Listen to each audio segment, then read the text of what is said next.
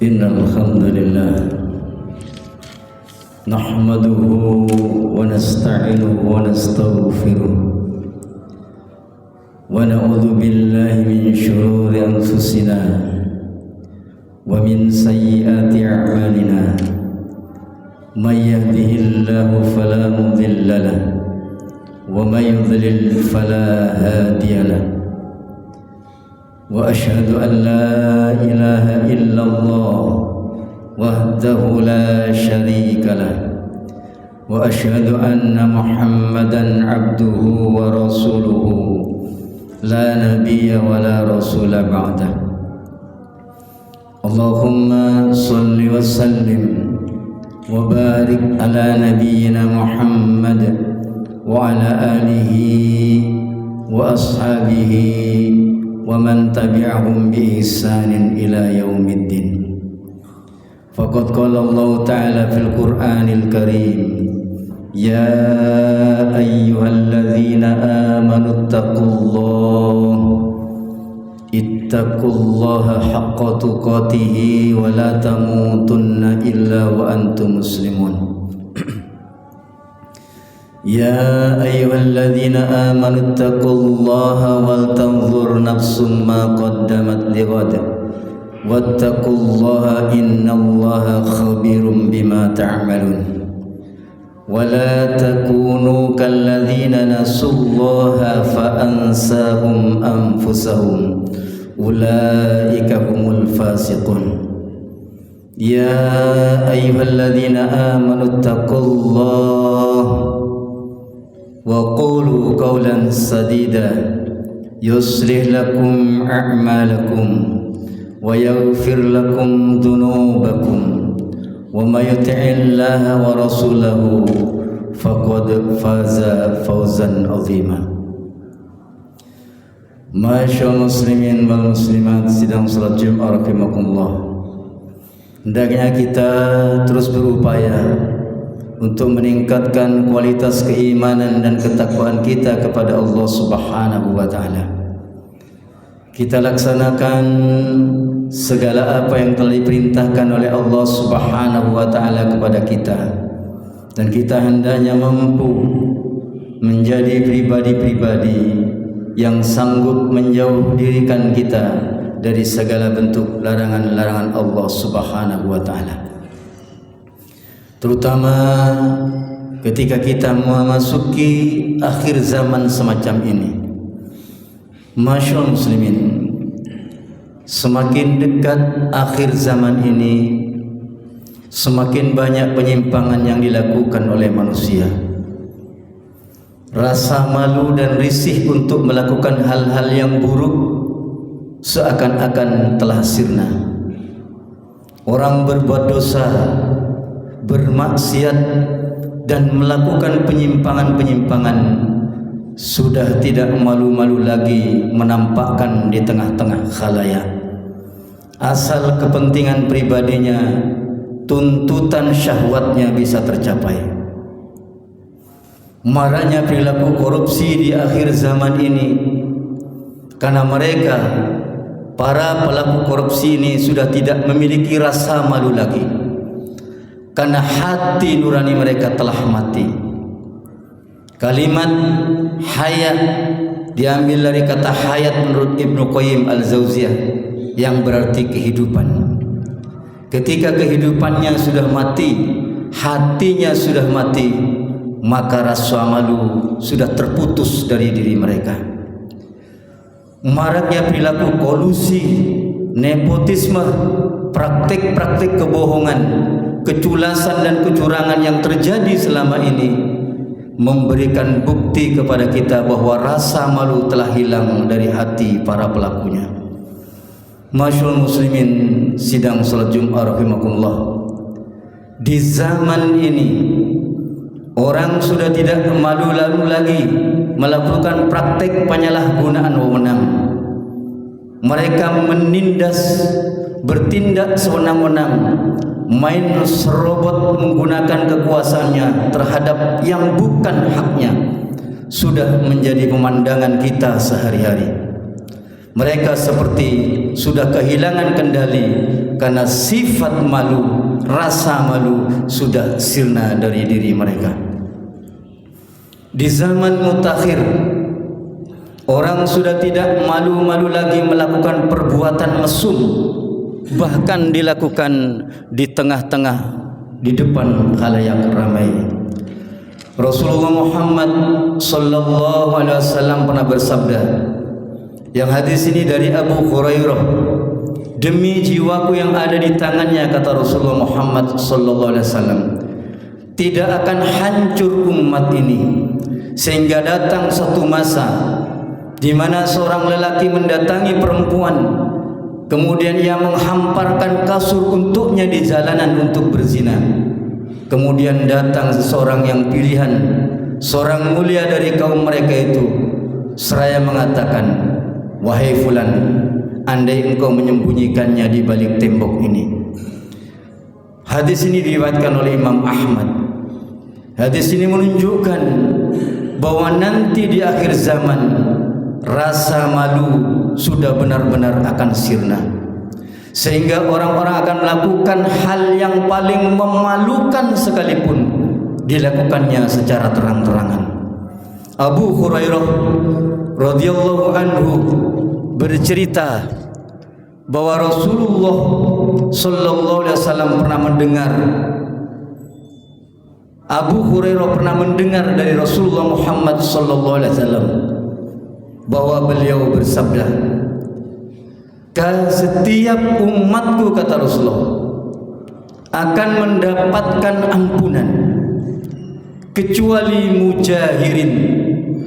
Mujahirin adalah orang-orang yang terang-terangan berbuat dosa, dan yang termasuk terang-terangan berbuat dosa adalah seseorang berbuat dosa pada malam hari, kemudian pada saat pagi hari dia menceritakan tentang perbuatan dosanya, padahal Allah telah menutupi perbuatannya tersebut, di mana dia berkata, wahai fulan, tadi malam aku telah membuat begini dan begitu.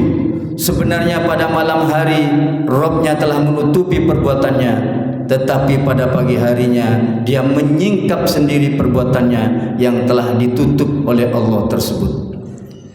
Masyaallah muslimin, padahal rasa malu, sifat malu merupakan perisai sekaligus benteng dari melakukan perbuatan-perbuatan buruk. Seseorang yang senantiasa memelihara dan menjaga rasa malu, dia akan berhati-hati baik dari sisi ucapannya ataupun dari sisi perbuatannya, karena dia khawatir harkat dan martabat dirinya jatuh dan terhina di pandangan mata masyarakat. Rasulullah Muhammad sallallahu alaihi wasallam bersabda, al-haya'u la ya'ti illa bi khairin. Malu itu, sifat malu itu tidak mendatangkan sesuatu melainkan kebaikan-kebaikan semata. Rasa malu atau sifat malu senantiasa mendatangkan kebaikan, karena senantiasa mempertimbangkan baik buruknya sesuatu, dan dia berfikir sebelum bertindak agar tetap terjaga kehormatan diri dari segala hal yang akan merendahkan, menjaga diri dari segala sesuatu yang akan merusak, menjaga diri dari segala sesuatu yang akan menjatuhkannya. Dalam riwayat Muslim disebutkan, al-haya'u khairun kulluhu. Malu itu kebaikan seluruhnya, tidak ada sisa kecuali kebaikan. Rasulullah sallallahu alaihi wasallam bersabda, inna mimma adrakan nasu min kalamin nubuwatil ula, idza lam tastahi fasna ma syi'ta. Sesungguhnya, kata Rasulullah, di antara perkataan kenabian terdahulu yang diketahui oleh manusia ialah, jika engkau tidak malu maka berbuatlah sesukamu. Hadis riwayat Imam Bukhari. Masyaallah muslimin, hadis ini ada dua pemaknaan. Yang pertama menunjukkan bahwa sifat malu adalah sisa atau warisan dari para nabi yang terdahulu. Malu adalah ajaran para nabi yang terdahulu.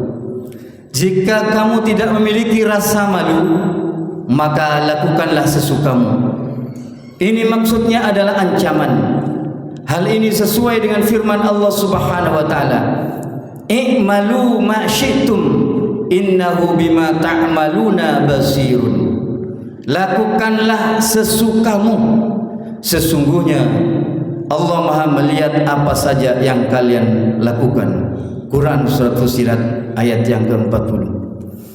Masyaallah muslimin, maksud ayat ini adalah ancaman.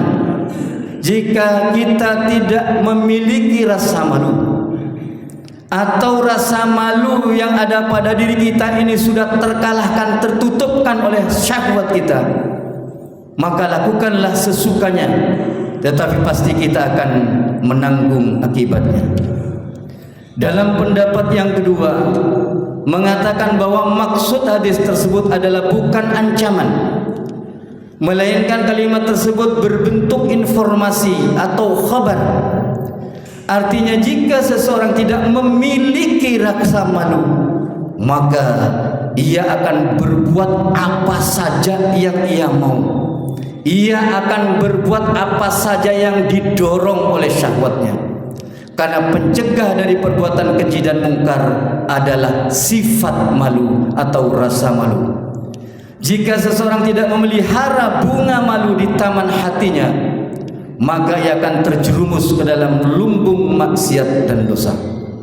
Rasa malu, al-haya, dalam Islam adalah salah satu cabang dari iman.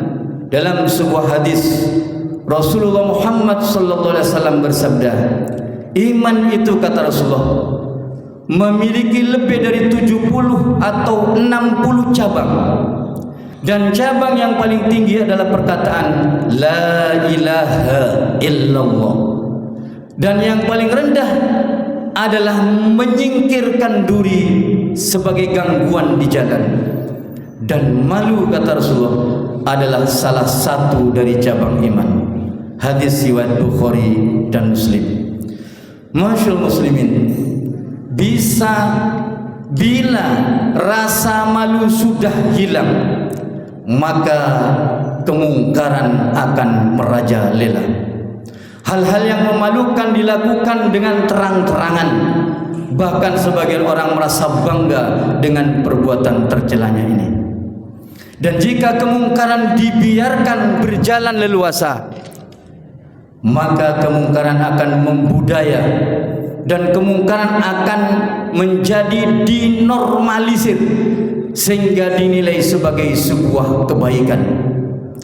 Orang melakukan kemungkaran sudah dianggap wajar dan biasa karena telah membudaya dan telah menyeruak ke seluruh lini kehidupan masyarakat.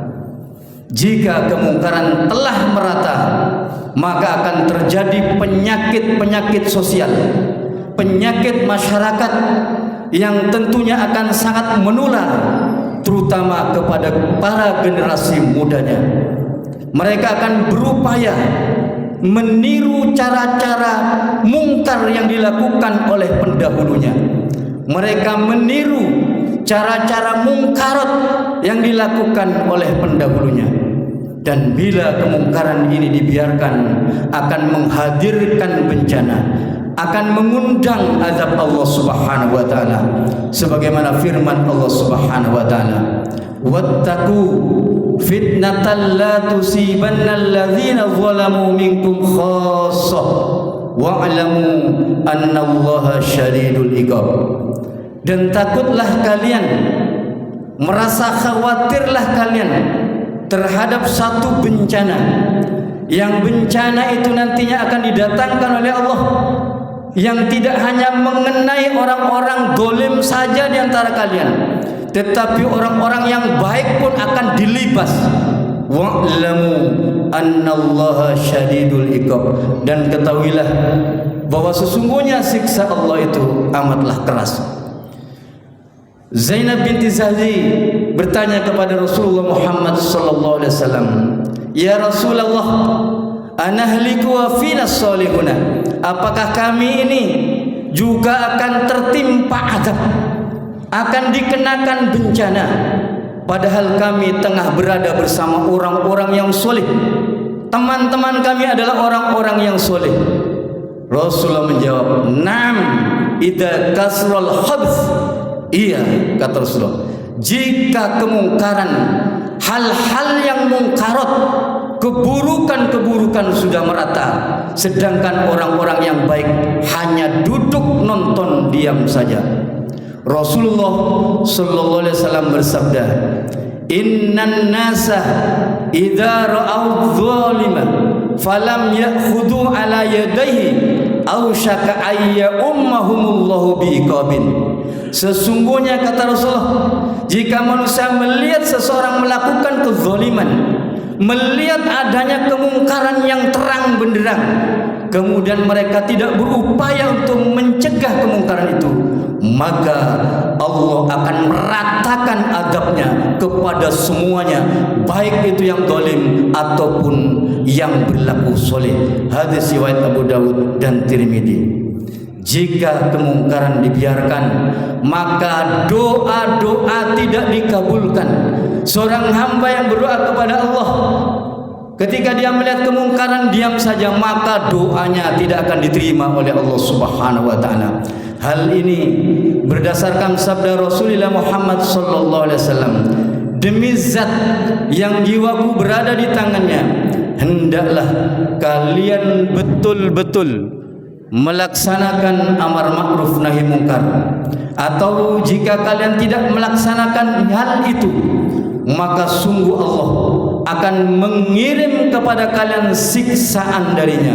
Kemudian ketika kalian berdoa kepadanya agar supaya dihindarkan dari siksaan tersebut, akan tetapi Allah tidak mengabulkan doa-doa kalian." Aqulu qouli hadza wa astaghfirullah li wa lakum wa li syairil muslimin wal muslimat fastaghfiruhu innahu huwal ghafurur rahim.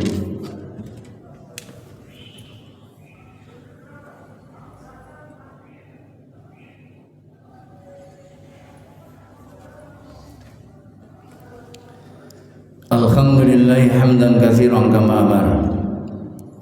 Asyhadu an la ilaha illallah wa asyhadu anna Muhammadar Rasulullah.